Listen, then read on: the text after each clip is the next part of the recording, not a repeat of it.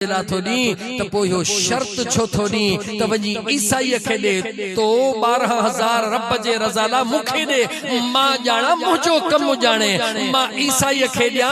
या मां कहे बे गरीब खे दिया जैसे ई के पाण फरमायो तोखे केड़ी खबर त इन 6,000 जे एवज रात मुखे यार जो कुर्ब छा मिलियो आ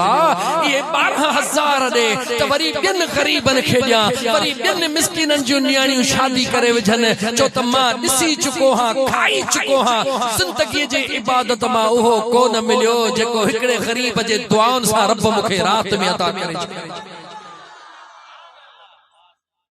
मुझे सोने रब जे रज़ा ला करे त ॾिस न यार वो छडण वारो थोरैया इजाजत जो कुरान पढ़ा इजाजत जो कुरान पढ़ा अल्लाह फरमायो मसलुल लज़ीना युनफिकून अमवालहुम फी सबीलिल्लाह कमसलि हब्बतिन अंबतत सबअ सनाबिल फी कुल्लि सुंबुलतिन मिअतु हब्बा वल्लाहु युज़ाइफु लिमन यशा वल्लाहु वासिउन अलीम।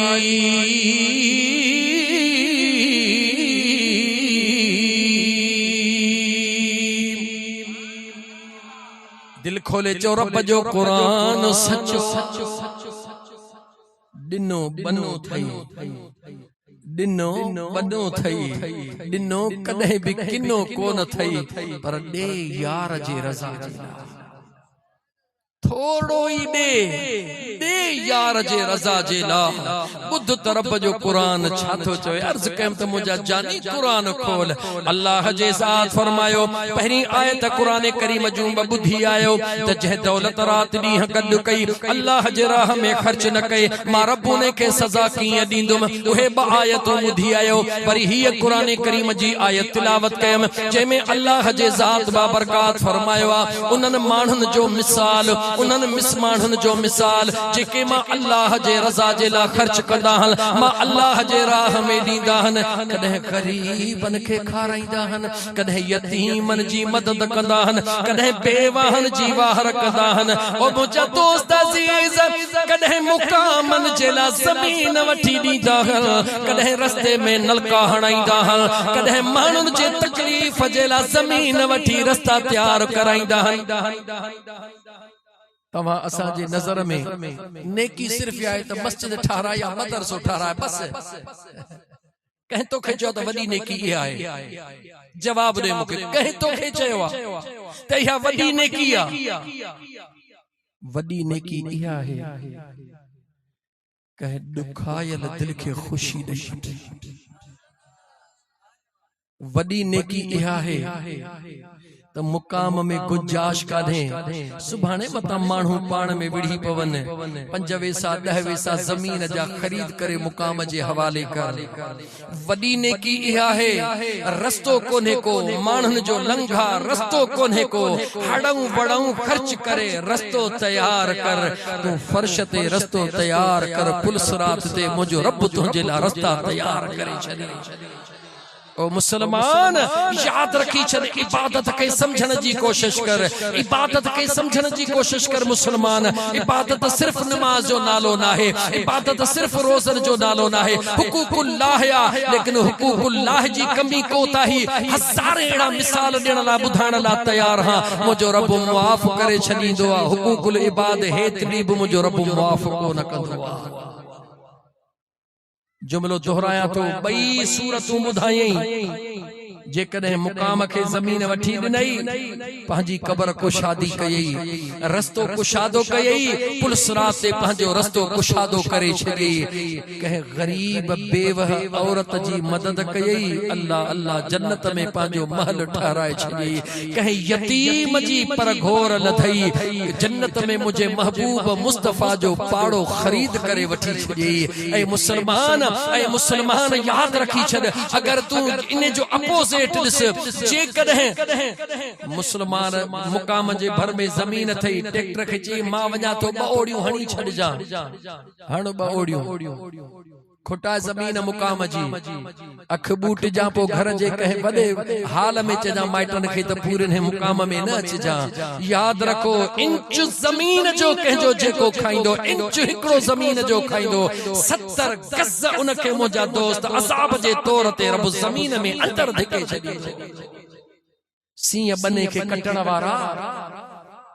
ट्रैक्टर के मञा थो बा इन बने के थोड़ो ही करे छड़जा सजी जमीन मा ड्रो कोन थी ने बने के कटण ओ खुदा जा बाना ओ खुदा जा बाना। याद रखी छडियो जेसते राह मा ड्रो न थींदो कुढी मा कुछ भी कोन थींदो। वक्त जोरी मुजो गुजरंदो थो जे मा अते थोड़ो वधा यार 10 बजे मुखे दुआए खैर करनी आ। अल अजीजाने मन कुरान करीम जी आयत तिलावत कयम। अल्लाह ताला फरमायो मसलुल लजीना युनफिकून अमवालहुम फी सबीलिल्लाह उनन मानन उनन शख्सन जो मिसाल उनवा गोरा जेके मा अल्लाह जे राह में खर्च था कन कमसल हब्बतिन अंबतत सबअ सनाबिल फी कुल्ल सुंबुलतिन मिअतु हब्बा। अल्लाह फरमाए तो न जो मिसाल इया जे को हिकड़ो धणो जमीन में छटे छडबो आ उन हिकड़े दाणे मा तुजो रब 7 सला तैयार कदो आ। हिक हिक सले में तुजो अल्लाह संग अलग बनाइंदो आ। हिक हिक संग में तुजो रब 100 दाणा पैदा कदो। दिनो बनो आ या दिनो किनो आ? जवाब दे दिनो बनो आ या दिनो किनो आ? दियण सिख तो सही दियण सिख तो सही। यो पर्दो वा विच में यो पर्दो हिकड़ो दफो ट्रोड़ जडे न दियण जो मजो वरतई तो तोखे गड करण जो मजो कोन ईंदो। मुझे करीम मुस्तफा सल्लल्लाहु अलैहि व आलिहि वसल्लम जा आशिको जडे रात आई मदीने जे मीर ऐलान फरमायो जंग ते हलणो आ। जेखा जेको पुजे सरदी आहर खणी अचो सब को खणी आयो जेजो जेको हाल हो ओ खणी आयो। सुनो अमीर उमर जे इरादो थो करे अबू बकर सिद्दीक गरीब थी चुको आ मूं वट दुनिया दौलत ज्यादा अज मां गंज खणी थो वञा अध दौलत जो अज नंबर अबू बकर सिद्दीक खां मां खणी थो वञा अध दौलत जो खणी आयो। पर मुझे सुने यारे गार सिद्दीक अकबर जो जेडी मल वारो आयो त सुनो अबू बकर सिद्दीक रज़ी अल्लाह ताला नो सब कुछ मेरे चूंडे खणी आयो। दीवार ते भी हथड़ा पियो हणे मता ट्रोपे वारी सुई रहिजी न वञे ओहा मेरे चूंडे गड करे। अम्मा आयशा सिद्दीका सुणी फरमाई दिया पर पो रात जो मुझो जानी बाबा लुची पुछी रहो आ बाबा सब कुछ गड कयो वेठा हो अञा केड़ी परेशानियां आयशा ए जेको जिस्म ते वगो पातला अबू बकर जी दिल ख्याल थी करे इहो वगो बिलागे मुस्तफा जे दरबार में जा कह मुजाहिद खे कम ईंदो। ओ जिस्म जो वगड़ो लाहे यार जे रजा जे ला दई रहो आ पकाट जो कपड़ो हेला जिस्म ते पाए जेडी मल दरबार मुस्तफा में ईंदो आ मुजो मुस्तफा केडी मल अबू बकर दे दिसंदो आ केडी मल मुस्तफा अर्शन दे निहारी दो आ। अबू बकर तो खे मुबारक तो इश्क में फर्श ते काट जो कपड़ो पातो रब मलाइकन के इहा ड्रेस अता करे छरिया। हुजूर जा असहाब अच हुजूर जे आल जे मथा मदीने जे मीर सल्लल्लाहु अलैहि व आलिहि वसल्लम जे दरबार में दूर दराज इलाकन मा हिकड़ो गुलाम आयो आ हबीब करीम अलैहि सलातो सलाम जो उम्मती थियो आ कलमो पढ़ी अर्ज़ो करे या रसूल अल्लाह 3000 कबीले जा मानू ब्याहल मगर सभिनी में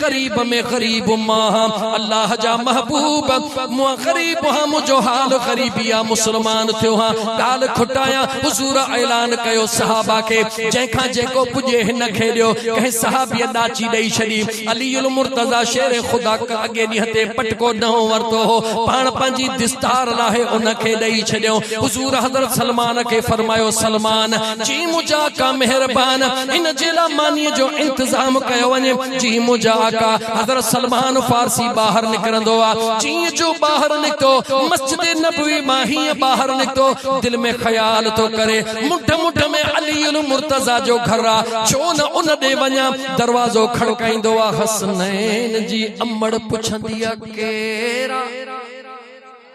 जवाब ॾींदो अम्मा सलमाना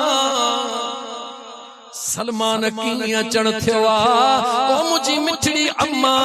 महबूबन करीमन जे दरबार में क़रीब आयो आहे नओ मुस्लमान थियो आहे मुंहिंजे मदीने जे मीर ऐलान कयो आहे फलाणे साहब यही ॾिनो फलाणे साहब यही ॾिनो अलीउल मुर्तज़ा पंहिंजी दिस्तार ॾेई छॾी आहे ऐं सलमान हाणे हिते अचण कीअं थियो आहे अम्मा महबूबन फरमायो त मिस्कीन जे लाइ मानीअ जो इंतज़ाम करे आ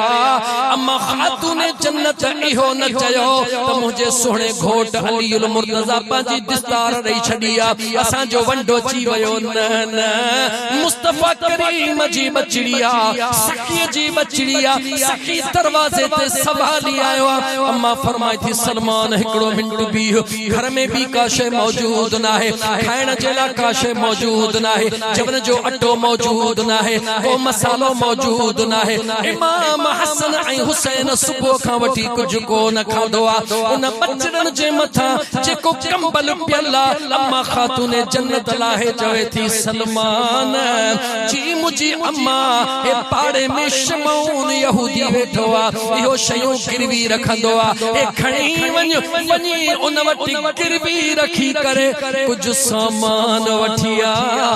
त मां जल्दीअ में खाधो तयार करे मुस्तफ़ा जे मेहमान खे खारायां ऐ मुसलमान अखियूं खोल पंहिंजे अकाबिरीन दे निहार हज़रत सलमान सुणो वेंदो आहे शमऊन जीअं जो चादर ॾिसंदो आहे सलमान ये हेॾी खूबसूरत चादर ये हेॾी खुशबूदार चादर किथों आंदी थई चवे तो मुझे महबूब जे पाक दामन बचड़ी हसनैन करीमैन जे अमड़ जिया ही कंबल हसनैन करीमैन जे अमड़ जो आ छाजे ला खणी आयो आ सलमान सजी हकीकत बुधाए ही मिस्कीन आयो आ उनखे मानी जी भुख लगी आ हबीबन फरमायो मानी जो इंतजाम कर मां बाहर सामो घर अली जो ॾिठो इन करे मां उते अर्ज कयो अमड़ जी जल हे ॾिनो आ कंबल हे तुंहिंजे ला त हे कंबल तू अमानी रख हे कंबल तू पाण वट रख हिन जे एवज़ कुछ न कुछ दे शमऊन जे अखिन में पानी अची वयो ऐ सलमान तौरेत जो ॾींहुं सुबुह पढ़ी आ उन में इहो ई लिखियल हुयो त अल्लाह जो जेको आखिरी सच्चो नबी ईंदो दुनिया ते उन जे बचड़न जो इहो हाल हूंदो पंहिंजे घर में खाइण लाइ कुछ न हूंदो पंहिंजे घर में बचड़ा फाके ते हूंदा पर जेकॾहिं को मिस्कीन बुखारो अची वेंदो घर जा टपड़ गिरवी रखी उन बुखारे जी बुख खत्म कंदा ऐ सलमान अल्लाह जो नबी भी सच्चो उन जा बचड़ा भी सच्चा हे कंबल भी खणी वञो हे सामान भी खणी वञो अम्मा इनकार करे त अम्मा के अर्ज कजा मुझी अम्मा शमऊन यहूदी अगे हुयो हाणे शमऊन तुझे अखलाक के ॾिसी मुस्तफ़ा जो गुलाम थी वयो हुजूर जा सहाबा हुजन या मुझे मुस्तफ़ा जी आल हुजे असा के दर्स इहो मिलियो ॾियणो सिखो हथ के कुशादो कयो कंहिंखे मुश्किल में ॾिसी करे उन जे मुश्किल जो गलत फायदो न वठो इएं न त दिसंबर खत्म थियण वारो आहे ॼाण माण्हुनि जो अन्न खत्म थियो अन्न जी क़ीमत वधी वई आहे अधे जा गोदाम भरिया पिया आहिनि पलियूं भरियूं पयूं आहिनि घणी बोरियूं खपनी रईस हिकड़ी ॾे तो टे वठंदो सै केॾो घाटे जो सौदो तो करी को गरीब अची वियो तो घरवारी बीमार आ इलाज ला पैसा कोन 1000 ॾे तो कदे ॾींदे महीने खां 1500 वठंदो सै केॾो न चरिया तू घाटे जो सौदो तो करी तुझे घर में कुरान कोन है तो अल्लाह जो कुरान कोन पढ़ियो आ तो मुझे महबूब मुस्तफ़ा जो फरमान कोन पढ़ियो आ अल्लाह जो कुरान छा तो चवे महबूब मुस्तफ़ा जो फरमान छा तो चवे अल्लाह जो कुरान चवे तो तू हिकड़ो दे त मां रब 700 ॾेई छॾी तू हिकड़ी बोरीअ जे वज़ ॿिनि बोरनि जो बेवकूफ़ सौदो थो करी पंहिंजे प्यार खे व्याजन जे लिस्ट में थो विझी मुझे महबूब मुस्तफ़ा जे गुलामन ॾे निहार मदीने में ॾुकार थो पवे मदीने में कहत साली थी अचे हज़रत उस्मान ज़ुन्नूरैन जा 300 उठ भरजी था अचनि अमीर उमर खे इतला थो मिले अमीर उमर चवे थो उस्मान सौदो कर पीण तोखे ॾींदासीं हज़रत उस्मान जो कसो सौदो आहे पीण ॾींदासीं चवे थो कसो आहे चवण ॾींदासीं चवे थो कसो आहे पंजूण दीदासी चवे थो कसो अमीर उमर दुखाइजी चवे थो ऐं उस्मान केॾो न सख्त दिल थी वियो महबूबन जे आॾो सभु कुझु ॾींदो होए हींअर पंजूण ते सौदो नथो करी उस्मान सुहिणे मुर्की चवे थो कस वारो सौदो केरु कंदो सभु कंहिंखे कसर वारो सौदो खपे हज़रत उमर फारूक उमर बिन ख़त्ताब रज़ी अल्लाह ताला अन्हु ॾुखारो थी हलिया विया जीअं 308 मदीने में पहुता सुणे उस्मान सुबुह जो ऐलान कयो ओ मदीने जा माण्हू जेके जेके ज़रूरत अचो अचे सामान खणी वञो उमर बिन ख़त्ताब खे इतला ॾिनो वियो त 300 उठ पे था विरहाइजनि केरु थो विरहाए चे उस्मान ज़ुन्नूरैन हज़रत उस्मान निहारे चवे थो त पंजूण ते न ॾिने चे मूंखे ॾहूण रब ॾेई चुको मां पंजूण ते छोड़ी मुझा मुसलमान भा ॿ ॻाल्हियूं आहिनि या अकुल ते हल या क़ुरान ते हल ॻाल्हियूं बहन तुंहिंजो अकुल जेकर अकुल हलाईंदे त तुंहिंजो अकुल ईअं बीमारी आहे ख़बर न आहे दवा पंहिंजे मर्ज़ीअ ते कंदुसि पर जेकर मुंहिंजा दोस्त तोखे पंहिंजे न बीमारीअ मां जान छॾाइणी आहे त कंहिं डॉक्टर खे ॾेखार डॉक्टर जी दवा वटि बीमारीअ मां जान छुटंदी इहा जिस्म जे बीमारीअ जो इलाज दुनिया जे डॉक्टरनि वटि तुंहिंजे हिन सभिनी बीमारियुनि जो इलाज अल्लाह जे क़ुरान मुझे महबूब मुस्तफ़ा जी शरीयत सुन्नत में मौजूद हज़रत अब्दुल्लाह मुबारक संदन जो हिकड़ो शागिर्द उन जे मथा थोड़ी आखिरी घड़ी अचे वई आहे ख़बर पई त ॾाढो मुश्किल में आहे पाण आया जीअं जो आया